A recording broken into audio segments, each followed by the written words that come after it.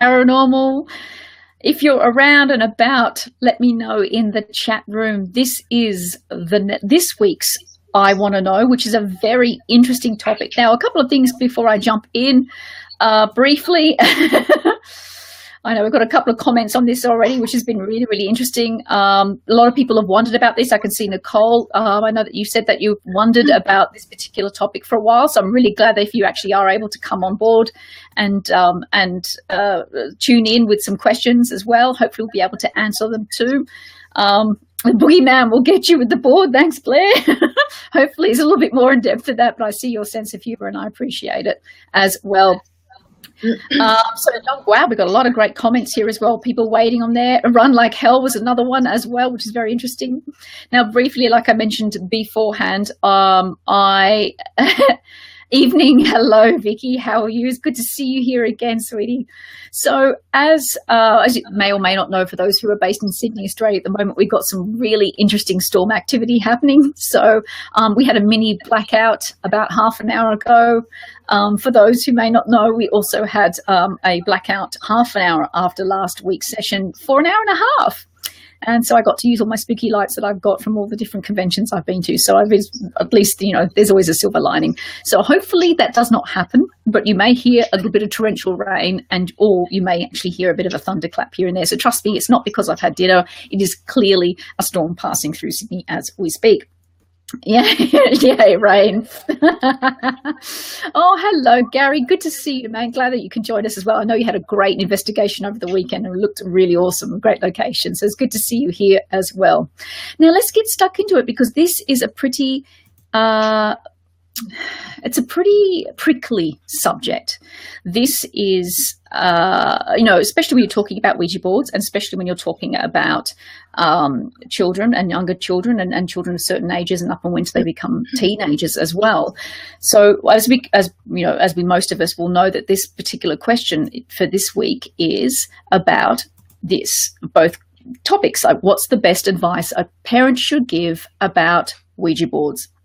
So what do you think the best advice would be about this? Now, we're going to look at two aspects of this question, and that was the original question, but I think it's important to also look at it from a paranormal investigator perspective when you're dealing with private cases as well. So the first part of it we're going to start to look at is as a parent and someone who's interested in the paranormal, if your child asks you, what do you say? Now, this is a really interesting because I have a wonderful special guest here. I haven't done this before with I Want to Know, but because myself, I don't have children, I think it's important to get a perspective from someone who does. But also what's equally as important is somebody who actually was very involved in the paranormal and for quite a while. So I shall bring her on board. Her name is Andrea Caldy, my paranormal gal pal. Welcome, Andrea, to I Want to Know. Hi, Beth. Yay. Hi, everybody. Thanks for coming along and watching. Awesome. Now, of course, we're going to start with this particular question regarding kids.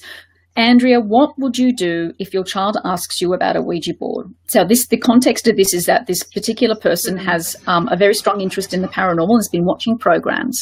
And because of that, her child has actually seen Ouija boards being used on TV and on these programs. And he's starting to ask, so what would you do if your child was in that situation and you were in that situation? Okay. Well, I'll tell you what I have done with my two children because, naturally, through our interest as parents, as being Attila's and mine, they were exposed to the paranormal from a very early age. I've got two children. One is now quite a young adult. Michelle, she's turning 22. In a couple of months, and Anakin, who's turning 16 this year. But we've been doing the paranormal for about a decade now, so they've been exposed to this sort of stuff from a very early age. And they did see paranormal shows, or did watch paranormal shows where the board was used. And not just that, but they have seen me using it and my circle using it. And naturally the curiosity is there from, that's a child's job, to learn and be curious. So they would be asking the questions. And the first question was from pretty much both of them is, when can I use it?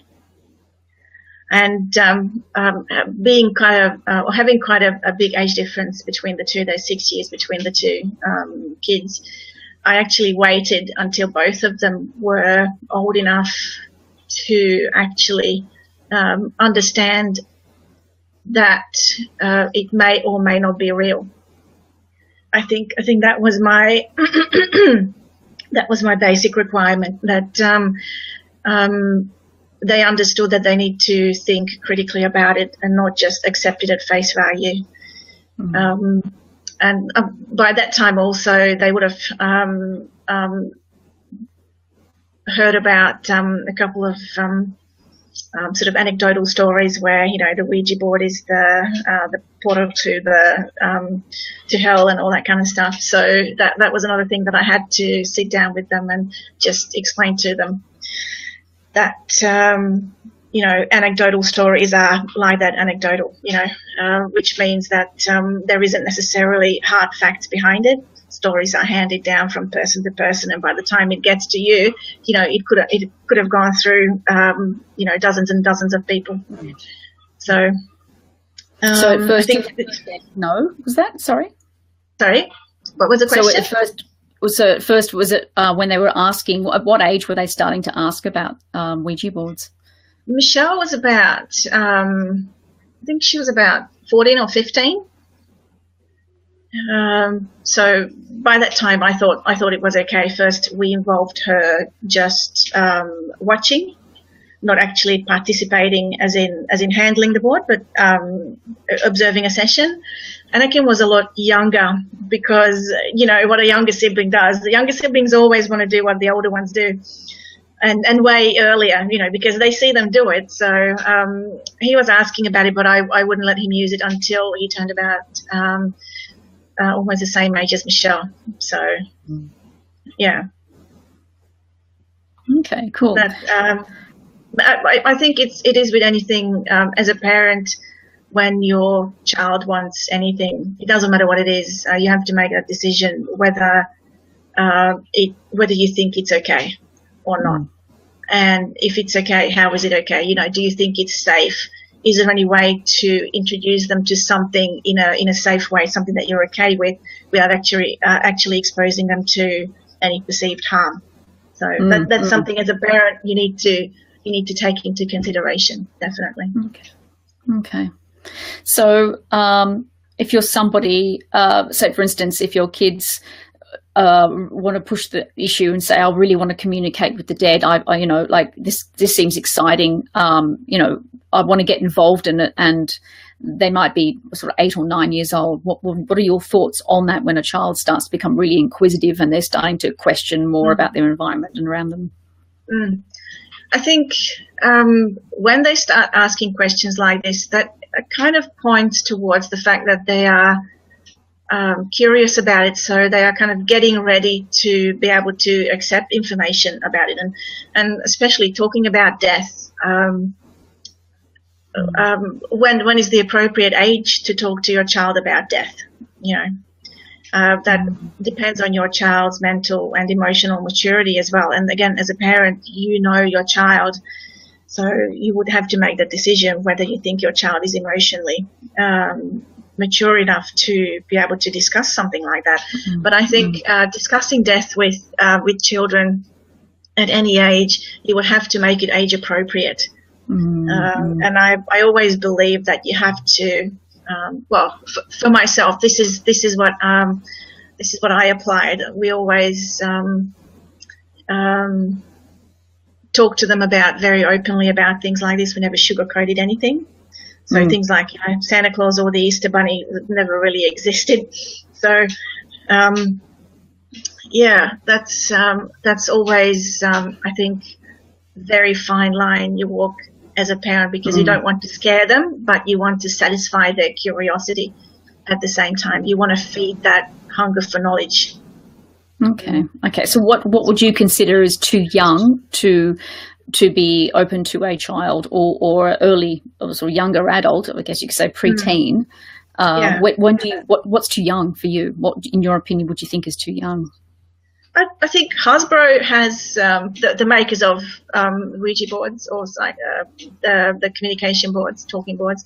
I think the recommended age for that is 6 or 8, or something like this. But consider the fact that this is a toy manufacturer, so they sell it as a toy. We use it as an instrument for experimentation and communication, so there is a big difference. I would certainly not recommend to use it under the age of 12 or 13. Okay. Possibly 13, I wouldn't recommend. But even then, I would suggest to do what I did, is to involve your child in a session as an observer. So they can observe what's happening. And definitely have a conversation with them beforehand about what can be expected, and definitely after, just sort of a debrief to see how they feel and what their thoughts are about it. Because kids can be very savvy and critical, so they might, be curious about it, and when they see how it's being done, participating in a session, they might go, "Oh no, mum or dad, I don't believe that's spirit moving the planchette," or something like that. So give them the space to get their own experience and then make up their own minds about it. Yeah, that's true. Blair's made an interesting point. It said it depends on when you allow and use of mature products as well. So I think that's also a good indication of whether or not that is a guideline as a parent or guardian when you're actually going to look at possibly speaking to them about it, or if you are open to this, to allow it, and if you're not, that's fine too as well. So I think that's a pretty cool comment to make. Thanks for that, Blair, as well. Yeah. I know that Sharon had also made a comment on this particular beer today as well, and she said that she had let her niece use one. Her niece's teenage years, and she supervised it. And I know some people may feel a bit uncomfortable, naturally so. I can understand that completely. But I have met Shaz before, and I actually know she's very, very aware of environment and changes and of this type of thing.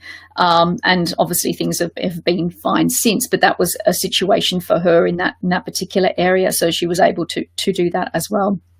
Now we're going to start looking at also, so from a parent's or guardian's perspective, that's really good insight to have. Is obviously it depends very much on the guardian and the parent about where you sit with this, and obviously each child is very individual. Some may feel more open to it than others, some may not, or it's something that's just not even going to go down that path, and that is completely fine as well. Yeah, absolutely. Yeah, if you want to further comment on that at all, or. Yes, if you have very strong feelings about it as a parent, or you had your own bad experience, or your belief is that it's not the right thing to do, then don't do it. But be prepared. Your child might try it without you. I think so. Don't be surprised if they go to a party at their friend's place and they come home with some experiences. Oh, guess what, Mum and Dad. We tried the talking board and this is what happened. This is what kids do, if that happens, I would say don't be too hard on them. Just allow them to express their experience to you, because if next time something like that happens, they want to feel safe to be able to share it with you and not judged. So, yeah. It's interesting you say that, because my mother was a very, very skeptical person, very skeptical. She always said to me while growing up, if there is such thing as ghosts, I want them to appear to me and just have a great old chat. So she kind of like half laugh off my interest. How funny things are now. And she also in the same conversation would say, don't use a Ouija board. I've used one, just don't use it. And for many, many decades, I had not. And that was really interesting. That was what I was brought up to, just stay away from it. And I honoured that. And there were a couple of occasions while in my teenage years and growing up, won't mention how old I am, I actually had the opportunity to be involved in it. And I purposely obviously said no. So it depends. Some kids may want to try it, if that's probably what would happen. But for myself, I did not want to cross that bridge because it was so instilled to me not to actually go and do it. There's some fantastic comments coming up here too. So what we're going to do is we'll actually start to look at it from an investigator perspective, and I'd love for your feedback on this too, Andrea, as well. As an investigator, if you're dealing with a private or residential case, you may actually, more than likely in some way, possibly dealing with children. I know that some investigators choose cases where the children are involved as a priority, because if they're feeling upset in their home, it's not a great place for a kid to be in. Home is to be safe. We know that as adults, but as a child who's trying to grow and learn and be the best they can be, it's not. It's more impactful in their earlier years with possible traumatic events.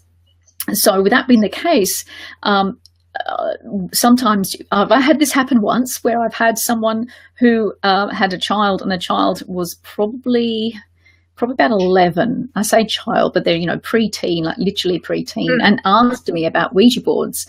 And it was the first initial interview that I had with the clients. And at first it threw me back because I hadn't really started to delve into what the parents or guardians thought about afterlife, or where their faith lies, or their religious beliefs lie, or their experiences about the paranormal lie. We literally had been in the house no more than 10, 15 minutes. So that was kind of confronting, because it's something that's so strongly taboo in our society that I thought that I don't want to squash this child's questioning, and I also don't want them to feel that they can never ask again, like as you said. Yeah. So my advice in a situation like that, it depend if they're much, much younger, I would refer them to their parents to ask for that question. Most definitely. It's just, it's, I don't want, I can't, I'm not, when they're at that age, and I mean, I'm talking semi from 5, 6 under, I would probably say refer them directly to their parents. They will know how best to answer to that. I mean, for them to be asking, to me, because I always like to know the why, for them to actually be asking in the first place, I'd be more and more curious. But I'm like, obviously, you're dealing with a minor. You've got to be very careful about your questioning. It's got to be open-ended questions. It can't be leading ones as well. So yes. I would refer them straight to their parents. Absolutely. Any feedback on that? I agree with you completely. If it were about me being the parent and someone else coming to investigate my home, my kids bring up the question about Ouija boards, I want the investigator to refer that question to me, because that's something that I need to decide. Like we spoke about it in the beginning, ultimately the parents will decide what is best for the child, what they can and can't handle. So, when dealing with children in a paranormal situation, not just regarding Ouija boards, but the whole spectrum of paranormal activity, I think it's best to keep the parents involved as much as possible. Because, at the end of the day, investigators leave, but the parents are left there to live in the same space with the children. So, always defer to the parents. Absolutely. But I've had this question asked of me a number of times by younger adults who said, look, we've heard stories of Ouija boards. We never tried them. Is it true that they, open portals to evil spirits and all that kind of stuff? And as an investigator, I feel like it's my responsibility to present what evidence there is for something like that. And as far as I'm aware, there is absolutely no evidence for Ouija boards opening spirit portals to evil spirits. There are different schools of thought as to how Ouija boards work, and it involves even things like muscle movement and different forms of mediumship. So, but the thing is, there is no absolute proof, scientific proof to say that this is how it works. So I'm kind of sitting on the fence about it too. We had some really, really good sessions where the information that came through was very good, even from a critical point of view, and we had many sessions where it was just garbled, nothing. So to me, it's rather inconclusive. Okay, so, all right. Yeah. Very, very interesting. Oh, I could talk about this topic for ages. Yeah. So yes, definitely. So from that perspective, with a much younger child, that's the avenue that's best to take. What would you say if it's somebody that was a little bit older? So say if it was a teenager, say if it was a teenager asking you, because from the way I've looked at it and how I dealt with it, obviously there was a younger child in the past and I was able to refer them to their parents. But obviously calming their fears if they have any fears about it. Again, like I always love the why, but why is my, sounds like a teenager, but why? It's literally, but why? Why would a person be asking that question? Where are they getting their information from? But also, as I said, just don't ever discourage even a teenager or sort of late teenager as well. Don't discourage them from asking these kinds of questions because, like Andrea said, it's you're going to, if something does happen, we don't know, but if something does happen, you want them to be able to feel comfortable enough to be able to talk to you about it and express what's happened as well. But yeah, what are your thoughts on when it's a much older person in a private investigation perspective? So it's someone else's child, you're dealing with a case. How would you best deal with that? Okay.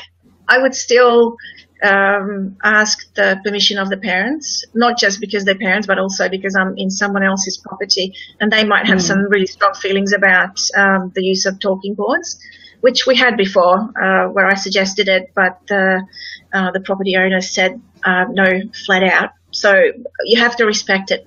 You have no other choice as an investigator but to respect it. But if they give you the go-ahead, then, of course, if the child wants to be involved, refer it to the parents. Are the parents happy for the child to be an observer?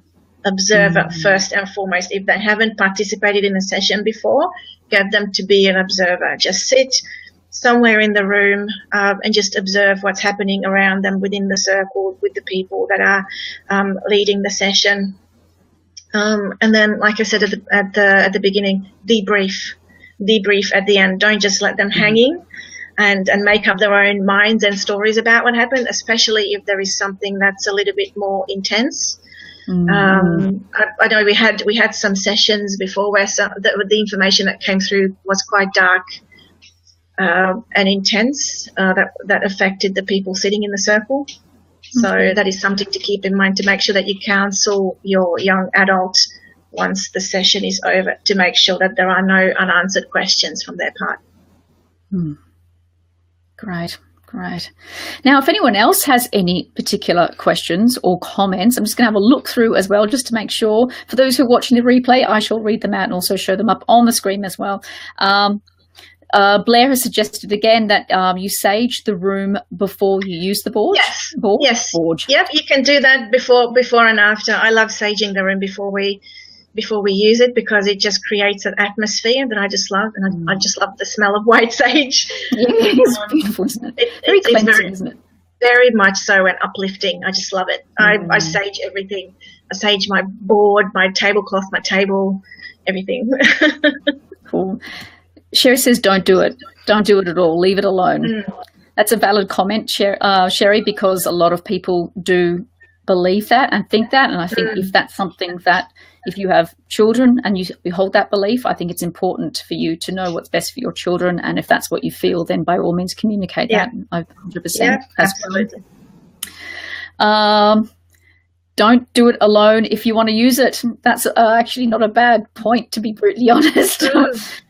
For me, I come from a very logical side, in the sense where if you do use it on your own, you're more than likely not going to verify whatever happens, or haven't got a second thought or opinion on what's gone on as well. Sometimes our thoughts can run away with us. So by having somebody there as well, and I think like the times in which, and I have used one quite a few times before, the times in which I have used one, it doesn't work when there's one person. So I don't know how, I'm not sure why. I'm still discovering that myself as an investigator. Yeah, I have seen one person use it, but I didn't really know that person, so I can't make any comment on it. But my skeptical mind goes, how is that moving? There are, I wear two hats. when we do something like this, I wear the hat of a communicator, of a medium, and also an investigator. So I'm very skeptical of any sort of psychic phenomena, including the Ouija board. Mm. Marcus has got a great point as well about knowledge, not fear. That is the key. Yes. Very wise words, Mr. Marcus. Very long wise words. So yeah, absolutely. Just having knowledge about the situation is very, very important. Knowledge of how it's possible.